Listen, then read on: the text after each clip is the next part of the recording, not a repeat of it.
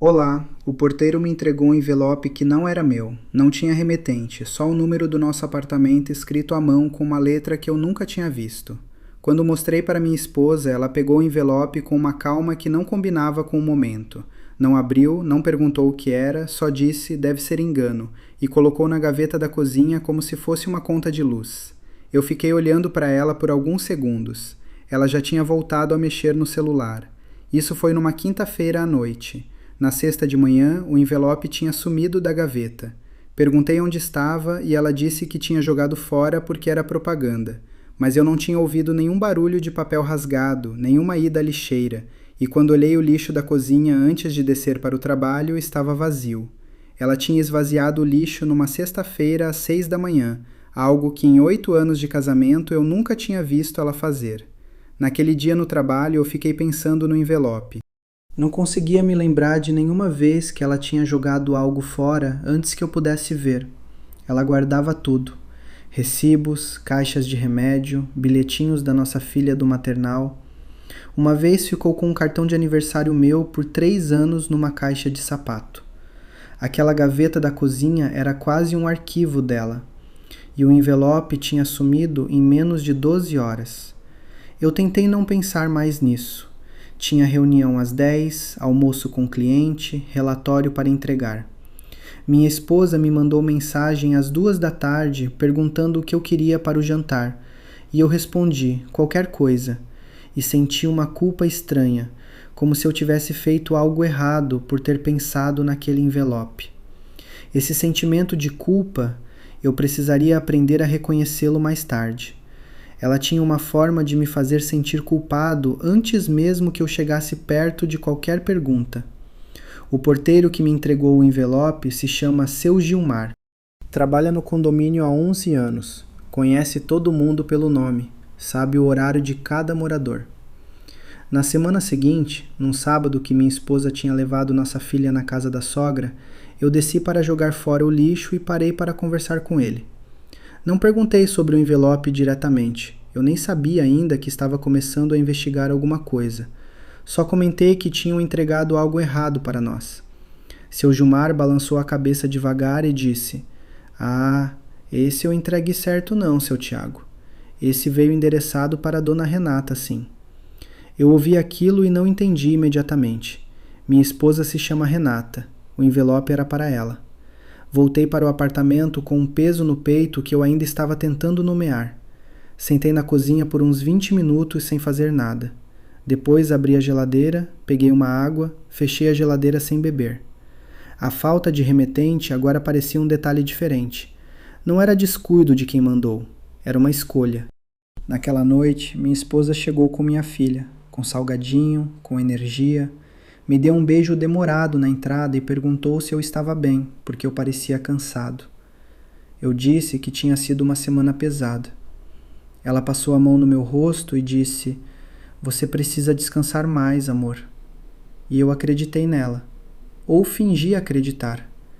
Naquele momento eu ainda não sabia distinguir uma coisa da outra. 2 semanas depois do envelope, minha esposa começou a ir à academia 3 vezes por semana. Isso não seria estranho se ela não tivesse cancelado a matrícula no ano anterior dizendo que não tinha tempo. Quando perguntei o que tinha mudado, ela disse que uma amiga tinha indicado um personal e que estava tentando criar um hábito. Fez sentido, eu concordei. Até ofereci buscar nossa filha na escola nos dias que ela fosse. O que não fez sentido foi quando encontrei a amiga em questão, a Patrícia, num churrasco na casa do meu cunhado, e ela perguntou com curiosidade genuína se a Renata tinha finalmente voltado a se exercitar. Ela me falou que queria voltar, mas estava com preguiça, disse a Patrícia. Não falou em personal, não falou que tinha indicado ninguém. Eu concordei com tudo que a Patrícia disse e mudei de assunto. No carro de volta para casa, minha esposa ficou no celular quase o tempo todo, a tela virada levemente para longe de mim, não completamente, só o suficiente. Quando chegamos, ela foi direto ao banheiro com o celular. Eu fiquei na sala com nossa filha assistindo o desenho e tentei me lembrar de alguma vez que ela tinha feito isso antes. Não consegui. Na terça seguinte, dia de academia, ela saiu às 18 horas e voltou às 21 horas. A academia ficava a 8 minutos de carro. Eu não perguntei nada. Mas nessa mesma noite, nossa filha de 5 anos estava me ajudando a guardar os brinquedos dela quando pegou um elástico de cabelo roxo que estava embaixo do sofá e disse: "Esse é do Léo." Eu perguntei quem era o Léo. Ela pensou por um segundo e disse: "Um amigo." Depois voltou a guardar os brinquedos como se tivesse dito algo completamente normal. Eu não conhecia nenhum Léo. Eu comecei a prestar atenção em coisas que antes eu deixava passar. O celular dela, por exemplo. Ela sempre teve o costume de deixá-lo na mesa durante o jantar. Em algum momento isso tinha mudado. Eu só não conseguia dizer exatamente quando. Agora ele ficava sempre virado para baixo, ou no bolso, ou no banheiro enquanto ela tomava banho. Uma noite ele vibrou 3 vezes seguidas enquanto ela estava lavando a louça, e ela secou as mãos com uma pressa que não combinava com quem estava esperando mensagem de grupo da família. Eu fingi não ter visto.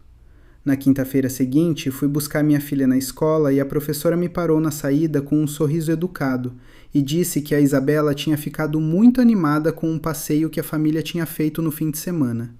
Eu concordei automaticamente antes de entender o que ela tinha dito. Naquele fim de semana eu tinha trabalhado sábado e domingo. Minha esposa tinha dito que ficou em casa com a Isabela assistindo filme e pedindo iFood. Perguntei para a professora o que minha filha tinha contado. Ela disse que foi num parque com a mamãe e um amigo da mamãe. No carro, perguntei para a Isabela sobre o parque. Ela ficou quieta por um segundo, aquela quietude de criança que sente que falou algo errado sem saber o que. Depois disse: "A mamãe falou para não contar", e voltou a olhar pela janela. Aquela frase ficou dentro de mim como um objeto esquecido num bolso. Eu não disse nada para minha esposa naquela noite. Jantamos juntos, demos banho na Isabela juntos, ela dormiu do meu lado. Às 3 da manhã, eu ainda estava acordado olhando para o teto. Comecei a verificar coisas pequenas. O histórico do Google Maps no carro. Ela tinha ido a um endereço num bairro que eu não reconhecia numa quarta-feira que ela disse ter ficado no escritório até tarde. O extrato do cartão dela mostrava um almoço para 2 no restaurante que eu nunca tinha ouvido falar, numa terça em que ela tinha dito que comeu na mesa de trabalho porque estava sem tempo. Não eram provas de nada, eram apenas detalhes que não fechavam. Eu continuava achando explicações. Talvez o Maps tivesse registrado errado. Talvez o almoço fosse com uma colega. Eu era bom nisso, em construir versões do mundo onde tudo ainda fazia sentido. Minha esposa sempre disse que eu era o homem mais racional que ela conhecia. Agora eu entendia que racional, na prática, tinha significado crédulo. A confirmação não veio de onde eu esperava. Meu cunhado Rodrigo me ligou numa sexta-tarde dizendo que ia me mandar um Pix de uma dívida antiga e precisava confirmar minha chave. Enquanto conversávamos, ele mencionou de passagem que tinha visto a Renata semana passada. Eu disse que sim, que ela tinha contado. Ele ficou em silêncio por um segundo e disse: "Ah, então tá bom." Mas o tom era de quem acabou de perceber que disse algo que não devia. Eu deixei passar naquele momento, mas à noite, quando a Renata estava dando banho na Isabela, peguei o celular dela da mesa. Não tinha senha, ela nunca tinha colocado, e eu nunca tinha sentido necessidade de olhar. Abri o WhatsApp. A conversa mais recente era com um contato salvo como Gi Trabalho. As mensagens mais antigas tinham sido apagadas. As últimas 3 eram de 2 dias atrás. A primeira dizia: "Chegou bem?" A segunda: "Saudade." A terceira era um áudio de 42 segundos. Eu não ouvi o áudio. Ouvi a Isabela gritando que tinha shampoo no olho e coloquei o celular de volta exatamente como estava. Naquela noite não consegui dormir de novo. Fiquei repassando o que eu sabia de fato. Um envelope sem remetente que ela destruiu antes que eu pudesse ver. Um elástico de cabelo de um homem chamado Léo. Um passeio no parque que ela pediu para a filha de 5 anos guardar segredo. Um endereço desconhecido no Maps. Um almoço para 2. Uma mensagem dizendo saudade. E meu cunhado que tinha visto ela em algum lugar que ela nunca me contou. Na manhã seguinte, ela acordou antes de mim, fez café, deixou minha xícara do jeito que eu gosto, com pouco açúcar e uma colher de canela, e me acordou com um beijo na testa. Eu a olhei fazer tudo isso e senti algo que eu nunca tinha sentido por ela. Medo. Não dela. Medo de tudo que ela era capaz de fazer com naturalidade enquanto eu dormia. A humilhação não chegou de uma vez. Chegou em camadas. como água subindo devagar num cômodo fechado. Foi a Patrícia quem, sem querer, abriu a primeira camada. Nos encontramos num sábado no mercado, ela com o carrinho, eu com a Isabela na mão. Conversamos sobre pouca coisa até ela mencionar que tinha ficado preocupada com a Renata alguns meses atrás. Eu perguntei por quê.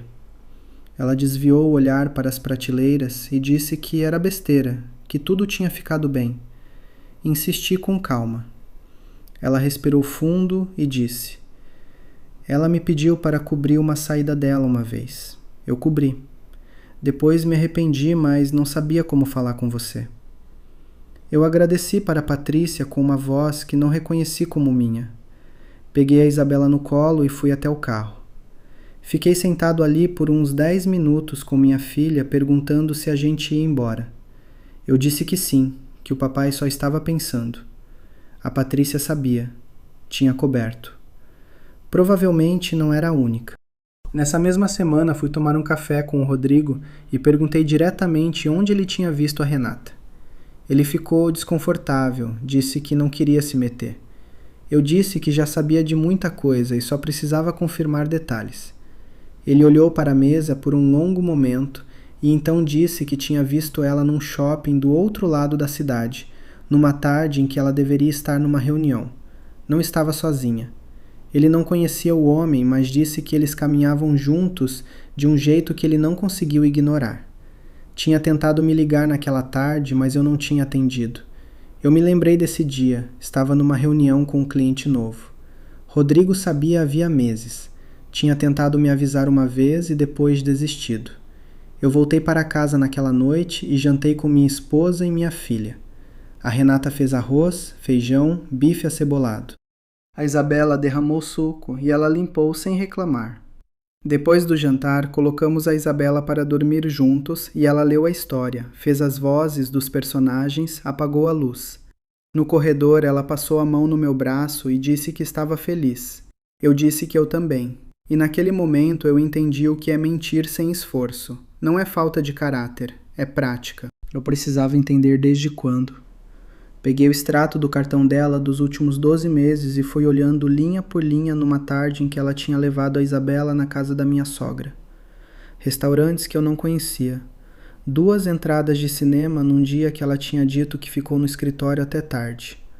Uma farmácia num bairro distante numa sexta-feira de manhã. Um hotel. Não um motel. Um hotel de bairro, discreto. Cobrado numa quarta-feira de novembro do ano passado. Novembro, há 10 meses.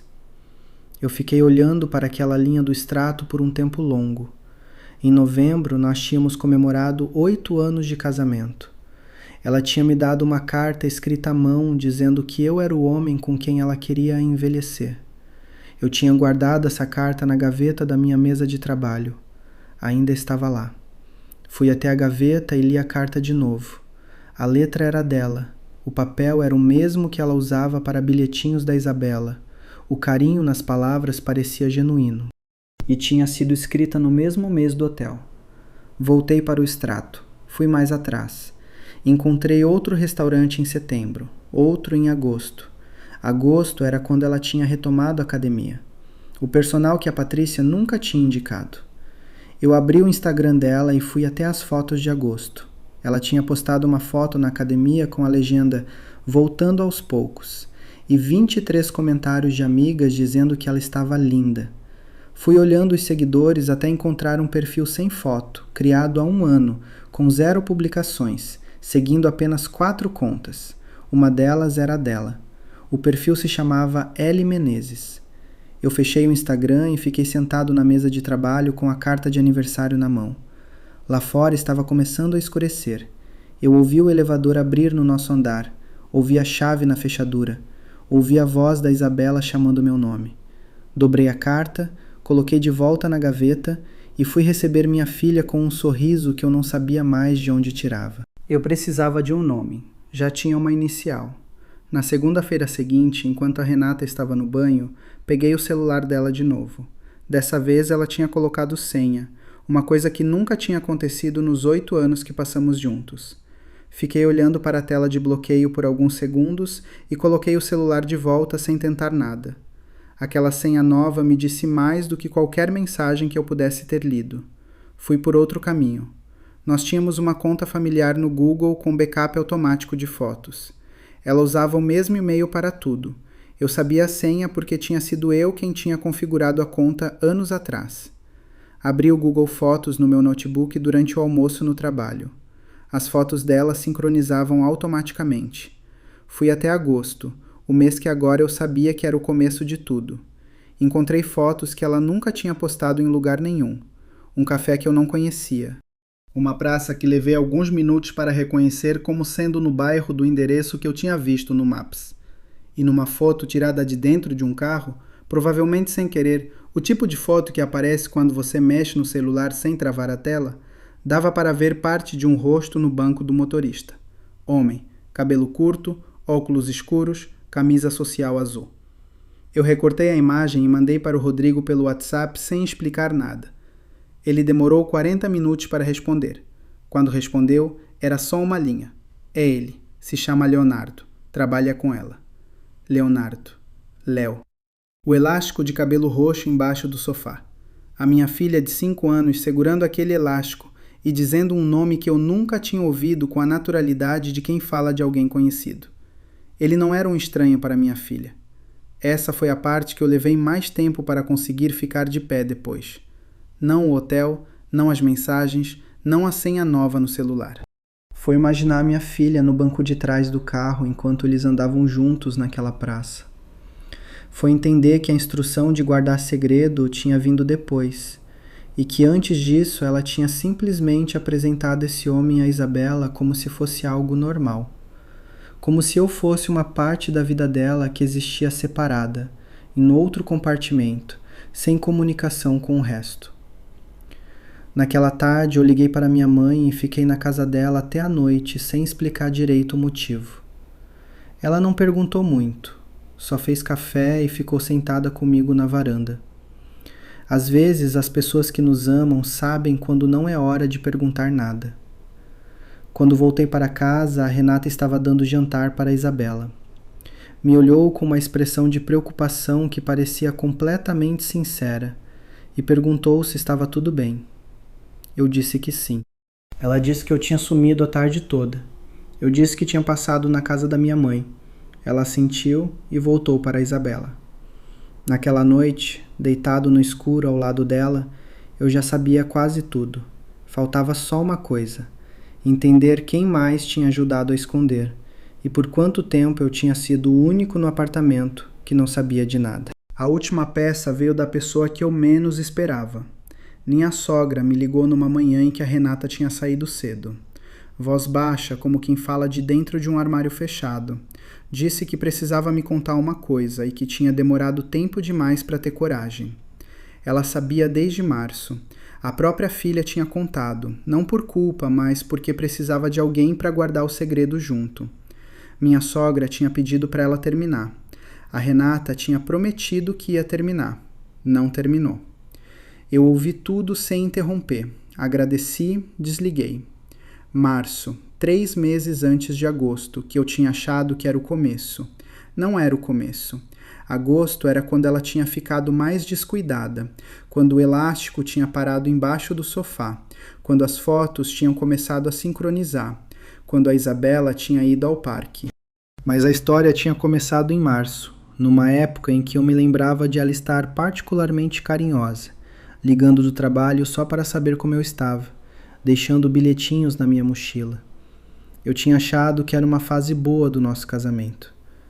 O envelope sem remetente que o seu Gilmar tinha entregue era dele. Eu entendi isso agora.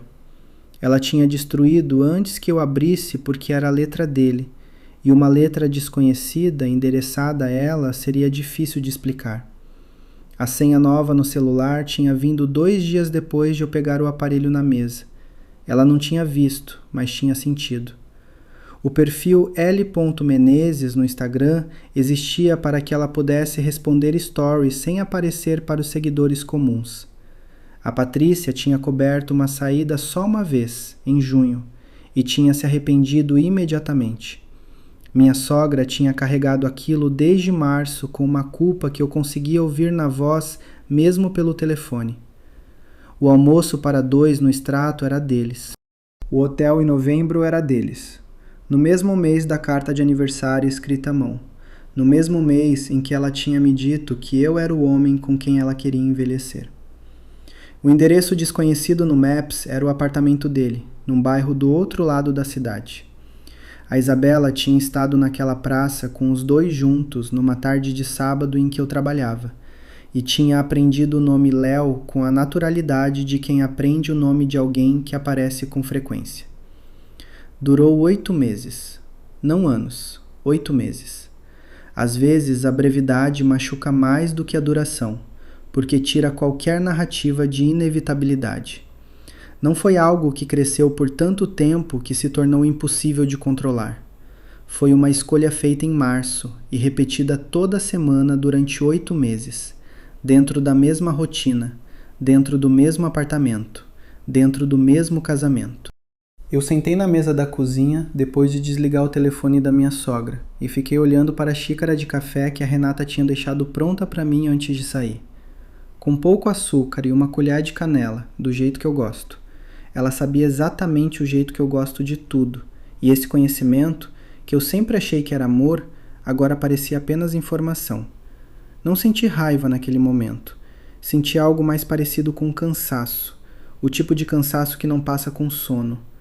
A versão de mim que tinha entrado naquele casamento acreditando que conhecia essa mulher tinha morrido silenciosamente ao longo de semanas de pequenas descobertas, e eu só estava agora reconhecendo o corpo. A xícara esfriou na minha frente sem que eu tocasse nela. Tchau.